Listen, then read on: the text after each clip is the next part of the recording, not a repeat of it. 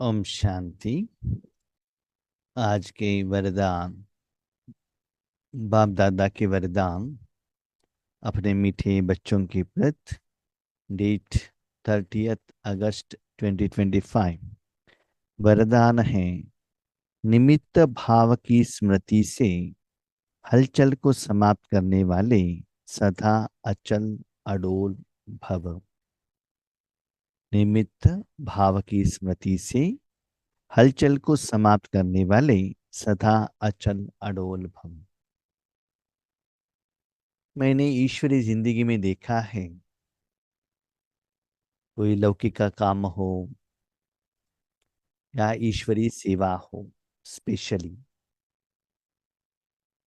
हम मनुष्य आत्माओं का कभी भी सोच एक लिमिट रहता है।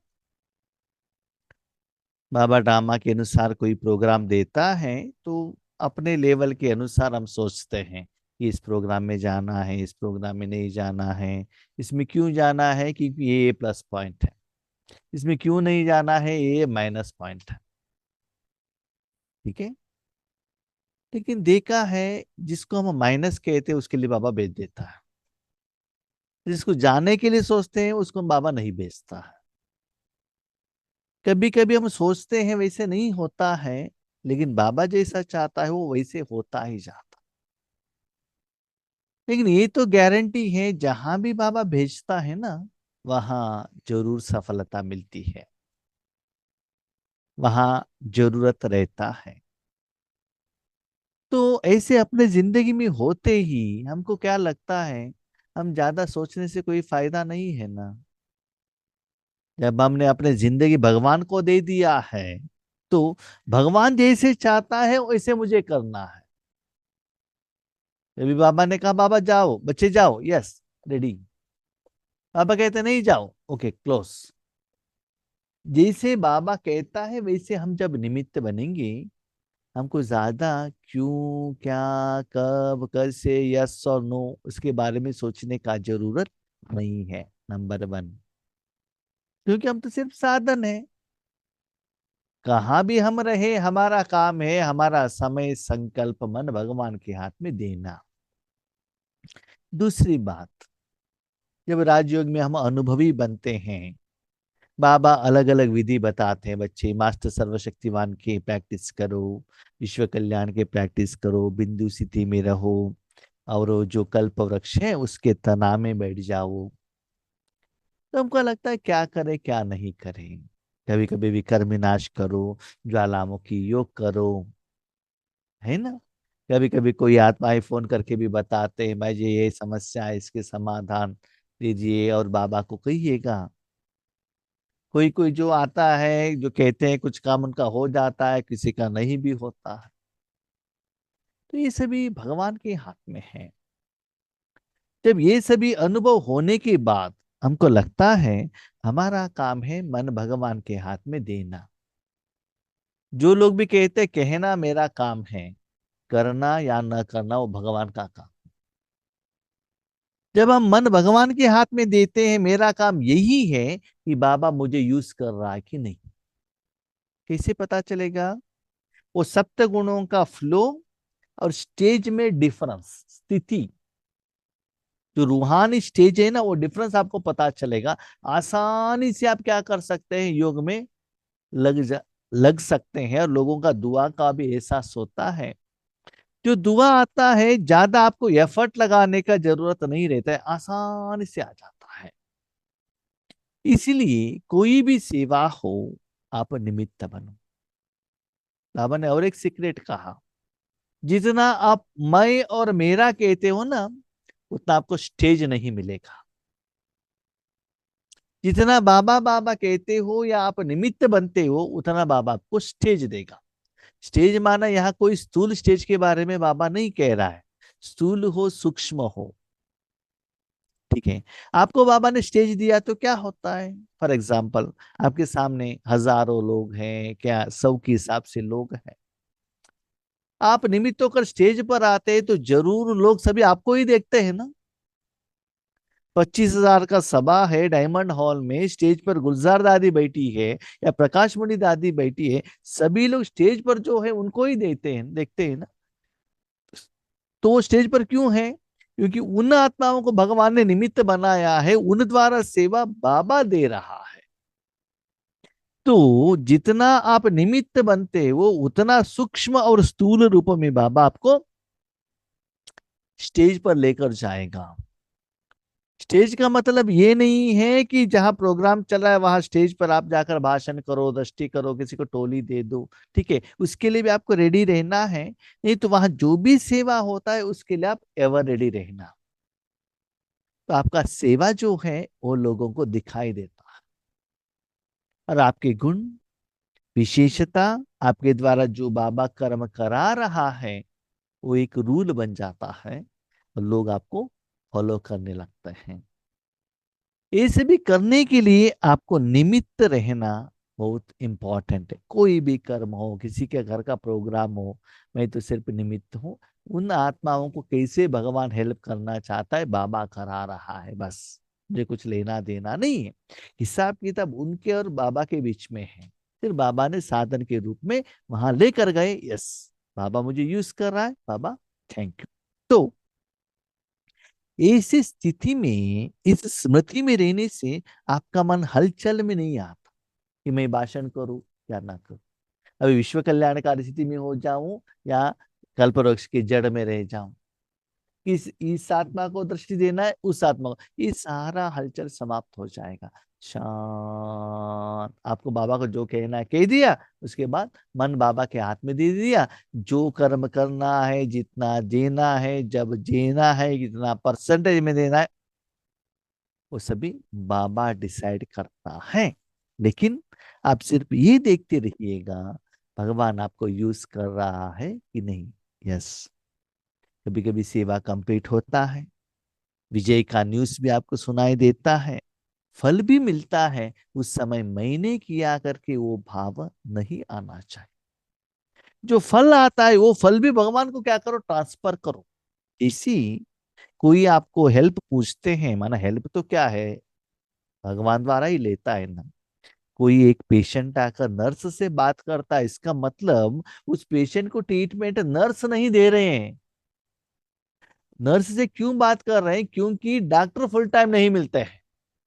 पेशेंट का जो सारा न्यूज सुनकर एक लाइन दो लाइन में वो नर्स क्या करती है, डॉक्टर को बता देती है, और डॉक्टर तुरंत समझ जाता है पेशेंट को क्या चाहिए, और नर्स द्वारा उसकी समस्या का समाधान दे देते हैं, है ना। क्योंकि नर्स और डॉक्टर वो मेडिकल लैंग्वेज जानते हैं, हम नहीं जानते हैं, है ना।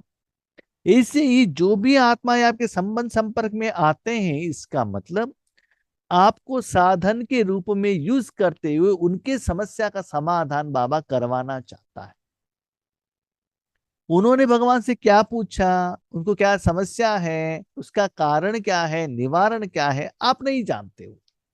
पेशेंट को क्या बीमारी हुआ है, उसका मेडिसिन क्या है, नर्स नहीं जानते हैं, जानता है डॉक्टर। लेकिन डॉक्टर जो कहता है ऐसा मेडिसिन दे दो, ये इंजेक्शन दे दो, सिर्फ कहने का, करने का काम नर्स का है, राइट। ऐसे ही बाबा कहता है स्पेशली सेवा के सब्जेक्ट में, वो तन का सेवा हो, मन का सेवा हो, धन का सेवा हो, आप जितना निमित्त बनेंगे ना उतना आपको बाबा स्टेज पर लेकर जाएगा, स्पेशली निराकार स्टेज में।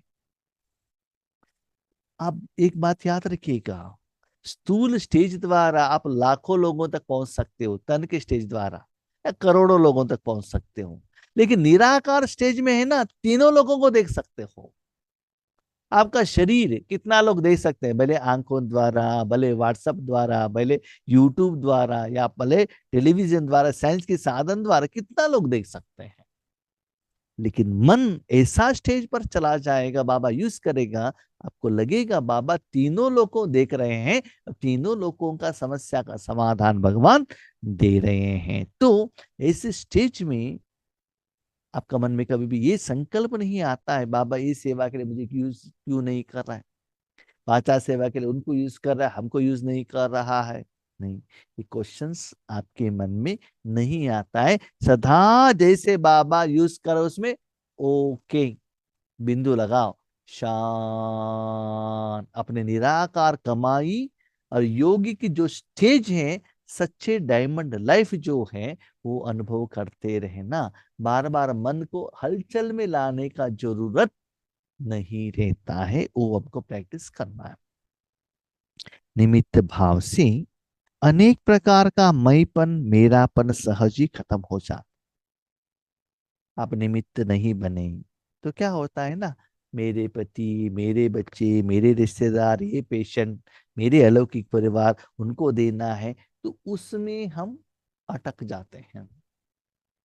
तो आज एक समस्या, कल एक समस्या, ऐसे आने लगता है। यस, इस बिटवीन, इस बीच में भी कोई कोई ऐसे आत्मा का फॉलोअप आपको आता है, ताकि आपको समझ में आए कि बाबा आपको यूज कर रहा है। क्योंकि अभी तक हम वो लेवल में नहीं आए हैं ना, निराकार में बाबा हमको यूज करे और निराकार फल मिले, वो लेवल पर नहीं आए। अभी तो चेक करना पड़ता है। पहले पहले जब बाबा सेवा पर लेकर जाते थे, तब सेवा होने के बाद वहां के आत्मा को हम पूछते थे कि आज का क्लास कैसे हुआ, कोई कमेंट्स है क्या, कुछ चेंजेस करना है क्या, पूछते थे। और उनका ओपिनियन के आधार पर चेंज भी कर लेते थे। लेकिन आज वो लेने का जरूरत नहीं है। अपने स्थिति से पता चलता है कि बाबा कितना यूज कर रहा है ना। आगे आगे उन आत्माओं के आगे भी जाने का जरूरत नहीं रहता है। सूक्ष्म रहते हुए भी आप ईश्वरीय सेवा बेहद में कर सकते हो। तो जितना आप निमित्त बनते हो, मैंने किया, मेरे द्वारा ही हुआ, ये मैंपन सेवा के पहले, सेवा के समय पर, जब सेवा का फल आता है उस समय नहीं आएगा, और मैं और मेरापन खत्म हो जाएगा। आपके सामने कोई भी आए है ना, कुछ डिमांड लेकर आए, उनसे और आपसे कुछ लेना देना है ही नहीं। भगवान और उनके बीच में रिलेशनशिप, आप तो सिर्फ साधन हो बस। डॉक्टर और पेशेंट का रिलेशनशिप है, बीच में नर्स है ना, सिर्फ एक साधन है। राइट। यह स्मृति सर्व प्रकार की हलचल से छुड़ाकर अचल अडोल स्थिति का अनुभव कराती है। ये स्मृति बाबा मुझे यूज कर रहा है, शांत। जो हलचल स्थिति है ना, अभी ये करो, अभी वो करो, अशरीरी बनो, बिंदु बनो, सकाश दे दो, शक्ति दे दो, उस आत्मा के लिए दे दो, तीनों लोगों के, इस सभी डिस्टरबेंस खत्म हो जाएगा। सदा एक रस। हाँ, एक बात याद रखिएगा, एक रस माना आपका मन एक ही स्थिति में है, अनुभव में एक रस नहीं। अनुभव में एवरी सेकंड चेंज होता है, इंप्रूवमेंट्स का एहसास आपको होता है। जैसे आपने एक बार मेडिसिन लिया, एग्रीड, सिर दर्द है, ओके, सिर दर्द की तरफ अटेंशन रखो। जब मेडिसिन काम कर रहा है, एवरी सेकंड वो दर्द कम होने का एहसास आपको होता है। माना आप अच्छे बन रहे हो, दर्द आपसे दूर जा रहा है, एहसास होता है। इसके लिए बीच बीच में अलग अलग संकल्प करने का, अपने मन को अलग अलग स्थिति में सेवा में एंगेज करने का जरूरत नहीं रहता। स्थिति एक ही जैसा रहेगा, लेकिन अनुभव में वेरिएशन होगा। सेवा में भी मेहनत नहीं करनी पड़ती है। इसको देखो, उसको देखो, तीनों लोगों को देखो, किरणों को देखो, उस पेशेंट को देखो, आत्मा को देखो, हॉस्पिटल देखो, वो कुछ करने का जरूरत नहीं है। शांत, ज्यादा मेहनत करने का जरूरत ही नहीं है। सेवा का फल का अनुभव करने होने लगता है। क्योंकि निमित्त बनने वालों की बुद्धि में सदा याद रहता है कि जो हम करेंगे हमें देख सब करेंगे।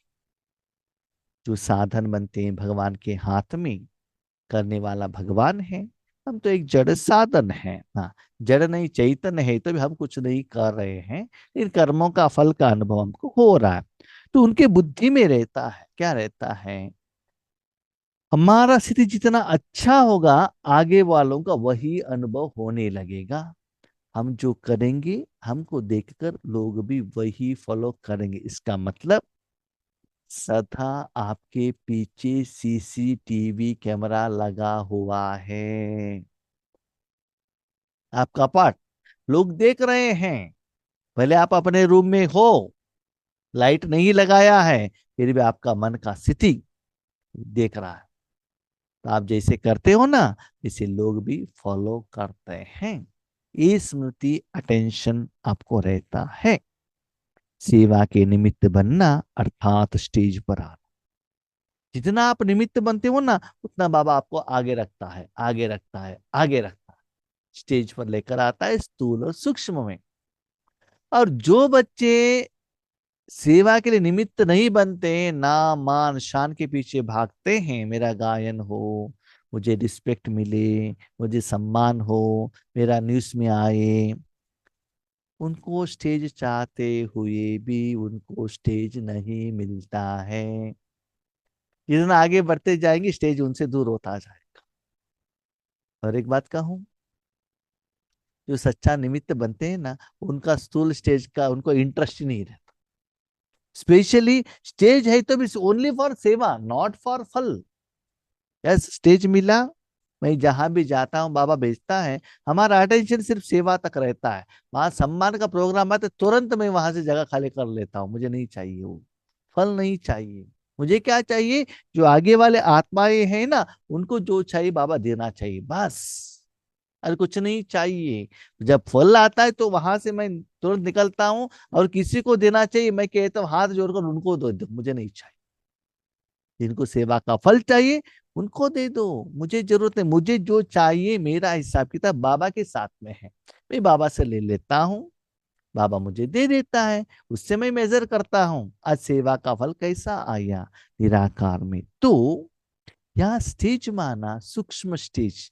उसके बाद आप कंपैरिजन करते हैं, स्थूल स्टेज में जाने से क्या क्या रुकावट, ऑब्स्टेकल्स, अपोजिशंस, परिस्थितियां, विघ्न, संस्कार मिलन कितना मुश्किल होता है। जितना निराकार में जाते हो कुछ अपोजिशन नहीं रहेगा। और डिफरेंस आपको पता चलता है। इसे भी मेरा ईश्वरीय जिंदगी का सेवा का अनुभव है। तो ऐसी आत्माओं को बाबा सदा स्टेज पर लेकर जाते हैं। कोई कोई प्रोग्राम में हम चाहते हैं कि हम स्टेज पर आगे न जाए, फिर भी बाबा लेकर जाता है। यस बच्चे, आपको स्टेज पर नहीं जाना है, एग्रीड, लेकिन मुझे वो स्टेज पर जाकर ही ये सेवा करना है, तो चलो। कभी कभी मैं देखता हूँ कोई कोई सेवा केंद्र पर हम जाते हैं, वहां स्थूल सेवा करने के लिए जाते हैं, तुरंत निमित्त बहने निमित्त आत्मा कहते हैं आप ये करो, तो स्टेज पर जाना पड़ता है। हाँ, कभी कभी स्टेज पर जाते हैं लेकिन स्टेज नहीं मिलता है, स्थूल कोई काम करना पड़ता है। इसलिए बाबा कहता है तन का स्टेज मत देखना, मन का स्टेज देखना। आपका मन कहाँ है, मन का स्टेज वेरी वेरी इंपॉर्टेंट है। स्टेज तरफ स्वतः ही सबकी नजर जाती है। जब स्टेज है तो सबके ऊपर है, तो स्टेज के ऊपर जो व्यक्ति रहता है, आत्मा रहती है, सभी लोग उनको ही देखते हैं ना। ऐसे ही आपका मन का जो योगिक स्थिति का जो स्टेज है, वो लोगों को दिखाई देता है। आप देख लीजिएगा, हजारों लोगों में कोई एक चेहरा, मुस्कुराता हुआ चेहरा दिखाई देगा, तो कैमरामैन वहां ही कॉन्संट्रेशन करता है, लोगों में वो अट्रैक्ट होते हैं। क्यों? आत्मा का जो स्टेज, वो आंखों से, शरीर से वो ग्लो दिखाई देता है। कोई कितना भी भाषण करे, लेकिन मन का जो स्थिति है ना, वो लोगों को अट्रैक्ट होती है। तो यह स्मृति भी सेफ्टी का साधन बन जाता है। तो सदा आपका मन ईश्वरीय सेवा के स्टेज में रहने के कारण आपका मन बुद्धि इधर उधर नहीं जाएगा। जैसे आप स्टेज पर बैठे हो, आपके सामने बहुत सारे लोग हैं, तो अटेंशन से बैठते हैं हम। जैसे कि अभी हम योग करा रहे हैं, स्पॉटलाइट किया, अटेंशन से बैठते हैं। स्पॉटलाइट नहीं है, चलता है, कौन देख रहा है, आंखें बंद करके बैठेंगे तो भी कोई पूछने वाला नहीं है। कैमरा ऑन किया है तो अटेंशन रहेगा, हाँ कैमरा ऑन किया है, लोग देखते हैं, कोई नहीं तो योगेश भाई तो देखते हैं, डांटते हैं, कुछ कह सकते हैं, अटेंशन रहेगा ना। नहीं है तो चलता है, जुटका लगाया तो भी चलता है। तो ऐसे ही सदा आप स्टेज पर हो, लोग आपको देख रहे हैं और लोग आपको कॉपी करते हैं। आपने गलत काम किया तो आपको बद्दुआ भी देते हैं, ठीक है, आपने अच्छा काम किया आपको फॉलो भी करते हैं। इसलिए सदा ये स्टेज, ये स्थिति में रहना है कि मैं स्टेज पर हूं। यही आपको सेफ्टी का साधन है, क्योंकि सदा आप अलर्ट में रहते हो, राइट।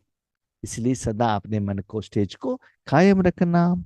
स्लोगन, सर्व बातों में न्यारे बनो तो परमात्मा बाप के सहारे का अनुभव होगा। एक्चुअली क्या है ना, संगम युग में बाबा ने हमको गोद पर लिया है और गोद में प्यार बाबा दे रहा है, लेकिन हम उसकी तरफ अटेंशन नहीं रख रहे हैं, हमारा अटेंशन दूसरी जगह पर है।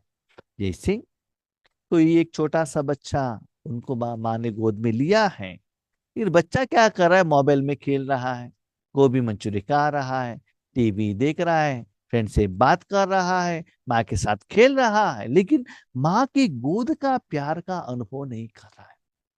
ये सभी साधन से अलग होके मन को शांत करेंगे, तभी तो माँ का जो दिल का जो ये है ना प्यार, वो उस बच्चे अनुभव कर सकता है। इसलिए सर्व बातों से डिटैच हो जाओ और बिंदु बनकर चुपचाप बाबा के गोद में अंदर बैठ जाओ। तब बाबा आपको कितना सपोर्ट दे रहा है, सहयोग दे रहा है, वो आपको पता चलता है। वो अनुभव भी आपको होने लगेगा। उसके बाद आपको पता चलता है बाबा के प्लान के अनुसार हमको चलना है, हमारे प्लान के अनुसार नहीं। ओके, ओम शांति।